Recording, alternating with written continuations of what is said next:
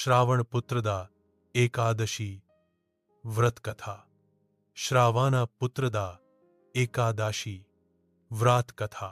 युधिष्ठिर ने पूछा, मधुसूदन, श्रावण के शुक्ल पक्ष में किस नाम की एकादशी होती है? भगवान श्री कृष्ण बोले, राजन, श्रावण के शुक्ल पक्ष में पुत्रदा नाम की एकादशी आती है। द्वापर युग में माहिष्मतीपुर में प्रजापालक राजा महीजित को कोई पुत्र नहीं था, इसलिए वह राज्य भी उन्हें सुखदायक प्रतीत नहीं होता था। अपनी अवस्था अधिक देख राजा को बड़ी चिंता हुई। उन्होंने प्रजा वर्ग में बैठकर इस प्रकार कहा, प्रजाजनों, इस जन्म में मुझसे कोई पातक नहीं हुआ है।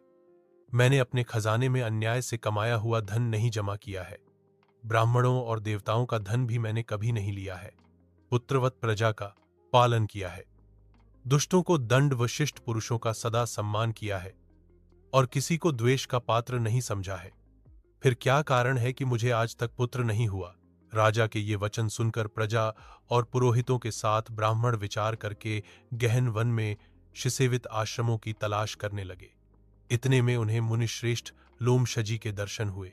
लोमशजी धर्म के तत्वज्ञ, संपूर्ण शास्त्रों के विशिष्ट विद्वान, दीर्घायु और महात्मा है। उनका शरीर लोम शरीर पर का छोटा पतला बाल से भरा हुआ है। वे ब्रह्माजी के समान तेजस्वी हैं। एक एक कल्प बीतने पर उनके शरीर का एक एक लोम टूटकर गिरता है, इसीलिए उनका नाम लोमश हुआ है। वे महामुनि त्रिकालज्ञ हैं। लोमशजी ने पूछा, तुम सब यहां किस लिए आए हो? तुम लोगों के लिए जो हितकर कार्य होगा उसे मैं अवश्य करूंगा। प्रजाजन बोले, ब्रह्मन, हमारे महाराज को कोई पुत्र नहीं है। उन्हें पुत्रहीन देख उनके दुहक से दुहक ही हो, हम आपकी शरण में आए हैं। मुने, अब हमें उस उपाय का उपदेश कीजिए जिससे राजा को पुत्र की प्राप्ति हो। उनकी बात सुनकर महर्षि लोमश दो घड़ी के लिए ध्यानमग्न हो गए। तत्पश्चात राजा के प्राचीन जन्म का वृत्तांत जानकर उन्होंने कहा, प्रजावृंद, राजा महीजित पूर्व जन्म में लोगों का धन चूसने वाला धनहीन वैश्य था। ज्येष्ठ के शुक्ल पक्ष में एक दिन जब दोपहर का सूर्य तप रहा था, वह किसी गांव की सीमा में एक जलाशय पर जल पीने हेतु रुका।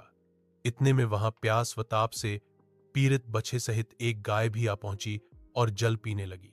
वैश्य ने पानी पीती हुई गाय को हाँककर दूर हटा दिया। उसी पाप कर्म के कारण राजा इस समय पुत्रहीन हुए हैं। प्रजाजनों ने कहा, मुने, पुराणों में उल्लेख आता है कि प्रायश्चित रूप पुण्य से पाप नष्ट होते हैं। अतः ऐसे पुण्य कर्म का उपदेश कीजिए जिससे उस पाप का नाश हो जाए। प्रजाजनों, श्रावण मास के शुक्ल पक्ष की पुत्रदा एकादशी मनोवांछित फल प्रदान करने वाली है। तुम लोग उसी का व्रत करो। प्रजाजनों ने मुनि को नमस्कार किया और नगर में आकर विधिपूर्वक पुत्रादा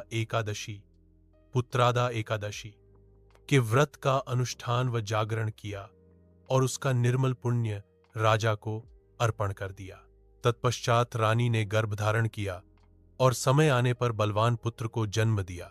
इस एकादशी का महात्म्य सुनकर मनुष्य पापों से मुक्त हो जाता है तथा इहलोक में सुख पाकर परलोक में स्वर्गीय गति को प्राप्त होता है।